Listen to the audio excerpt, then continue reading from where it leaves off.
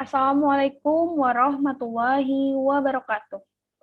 Saya Isri Nofrinda Pertiwi dari kelas AK 4201 NIM 140 218 4131 akan mempresentasikan mengenai analisis laporan keuangan. Analisis laporan keuangan bertujuan untuk menilai kinerja suatu perusahaan untuk mengetahui posisi keuangan perusahaan pada periode tertentu dan untuk mengetahui prospek keuangan perusahaan. Berikut merupakan alat-alat dari analisis laporan keuangan. Yang pertama ada analisis laporan keuangan komparatif, ada analisis laporan keuangan common size, dan ada analisis rasio. Analisis laporan keuangan komparatif dilakukan dengan cara menganalisis perubahan saldo tiap-tiap akun pada neraca, laporan laba rugi, atau laporan arus kas yang berurutan dari satu periode ke periode berikutnya. Informasi terpenting dari analisis laporan keuangan komparatif adalah kecenderungan atau trend. Nah, di sini kita contohkan dari analisis laporan keuangan komparatif PT Telekomunikasi Indonesia dan entitas anaknya laporan posisi keuangan tanggal 31 Desember 2019. Nah, cara menganalisis laporan keuangan komparatif bagaimana? Caranya adalah dengan cara yang pertama kita mencari perubahan dari tiap-tiap saldo akunnya. Yang pertama kita contohkan dari saldo aset lancarnya nih. Jadi kita cari selisihnya antara saldo akun aset lancar pada tahun 2019 kita kurang dengan saldo aset lancar pada tahun 2018. Begitupun pada aset tidak lancar, aset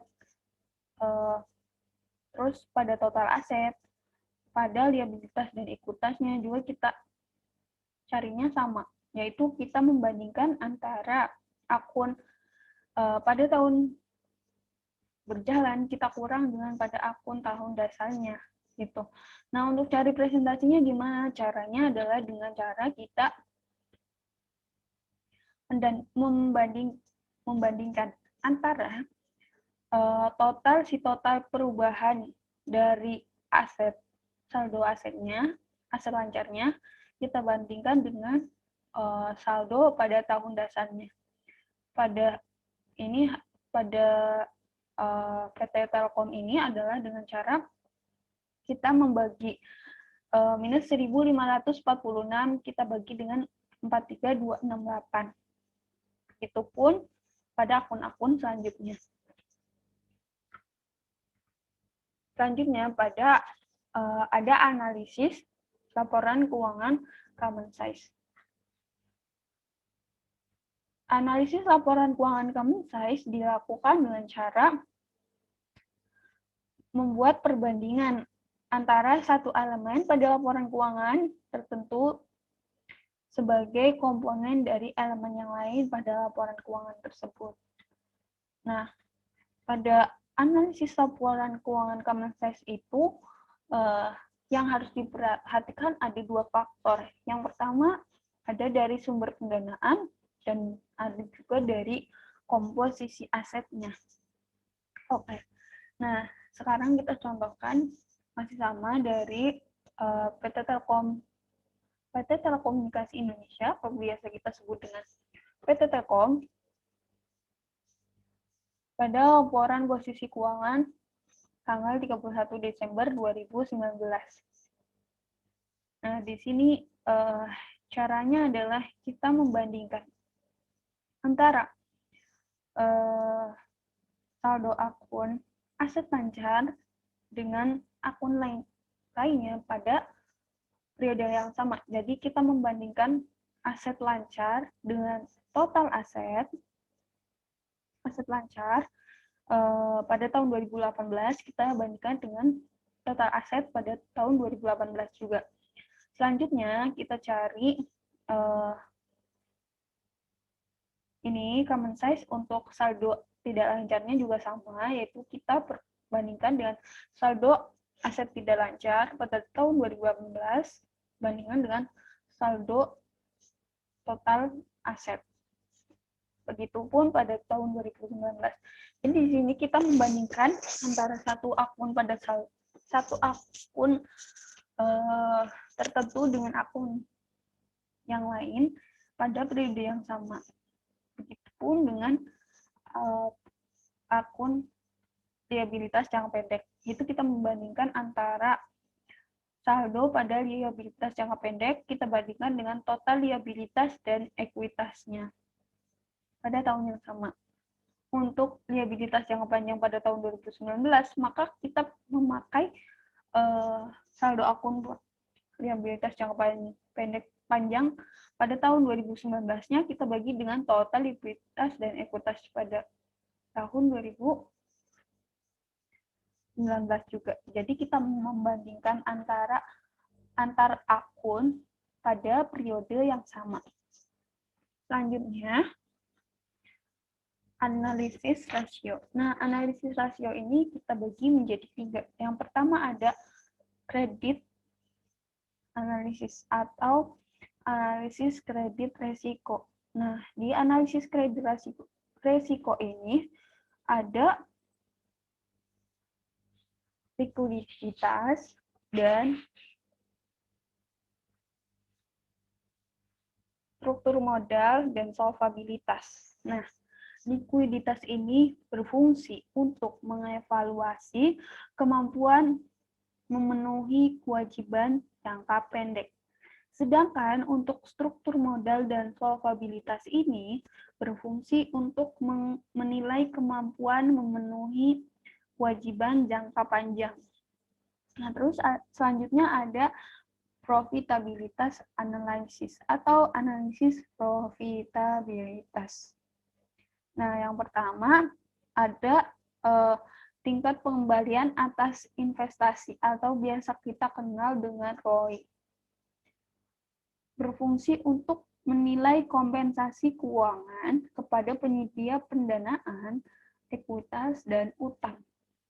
Yang kedua ada operating performance atau kinerja operasi yang bertujuan untuk mengetahui margin laba dari aktivitas operasi. Yang ketiga ada pemanfaatan aset yang berfungsi untuk menilai efektivitas dan intensitas aset dalam menghasilkan penjualan yang biasa disebut juga dengan turnover atau perputaran.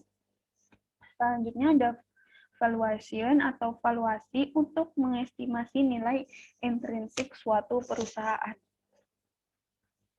Nah, bagaimana cara perhitungannya? Nah, cara perhitungannya yang pertama kita menghitung analisis kredit resikonya. Yang pertama dari bagian likuiditas ada kan rasio yang perhitungannya dengan cara kita membandingkan antara current asset dengan current liabilitasnya.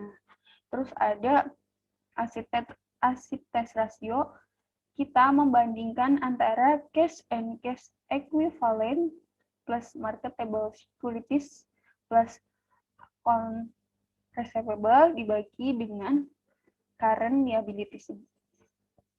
Nah, terus dari collected period, kita membandingkan antara average account receivable dengan sales dibagi 360.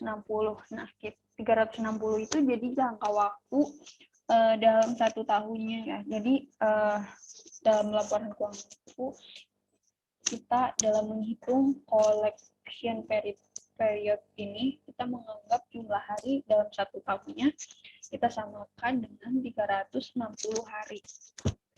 Terus kita cari day to sell inventory-nya dengan cara kita membagi antara rata-rata dari inventory kita bagi dengan cost of sale.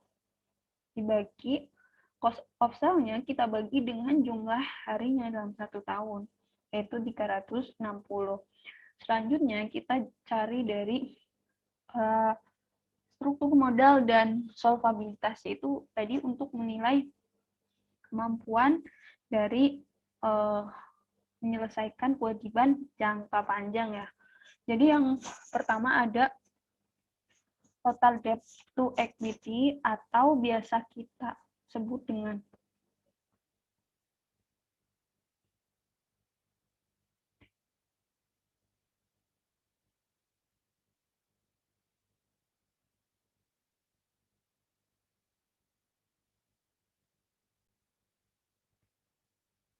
total debt to equity rumusnya adalah total liabilitas dibagi dengan shareholder equity. Untuk long term debt to equity, rumusnya long term liability dibagi dengan shareholder equity. Nah, untuk term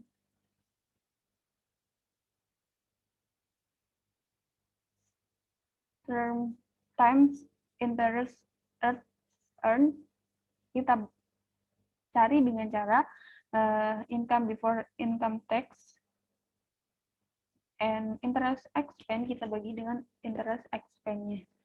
Nah, terus untuk kita cari profitability analysis atau analisis profitabilitas dengan cara yang pertama kita cari return on investment-nya. Nah, return on investment ini terdiri dari dua rumus, yaitu kita cari ROA dan ROE. Nah, ROA-nya kita cari dengan cara net income plus interest expense dikali dengan 1 min tax rate dibagi dengan average total asset. Terus untuk cari ROE-nya atau return on common equity-nya dengan cara net income kita bagi dengan average shareholder equity. Untuk cari operating performance-nya, kita dari gross profit, kita bagi antara sales dikurangi cost of sale dibagi sales, operating profit margin pre-tax-nya kita cari dengan income from operation kita bagi dengan sales, net profit margin-nya kita bagi antara net income dengan sales. Selanjutnya, dari sisi aset utilization-nya, dengan cara kita carinya pertama untuk cari cash turnover-nya, kita bagi dari sales, kita bagi dengan average cash and equivalence. Untuk account receivable turnover-nya, kita bagi antara sales dibagi dengan average account receivable. Untuk akun inventory-nya, kita bagi dengan cost of sales dibagi average inventory. Work capital turnover-nya kita bagi antara akun sales dibagi dengan average working capital. PPA turnover kita bagi dengan sales dibagi average PPA. Lalu total asset turnover kita bagi antara sales dibagi dengan average total asset. Nah, terus valuation-nya kita cari market measure-nya, yaitu pertama kita cari price to earning-nya. Dengan cara market price per share kita bagi dengan earning per share. Earning yield kita bagi antara earning per share dibagi dengan market price per share. Dividend yield, cash dividend per share kita bagi dengan market price per share.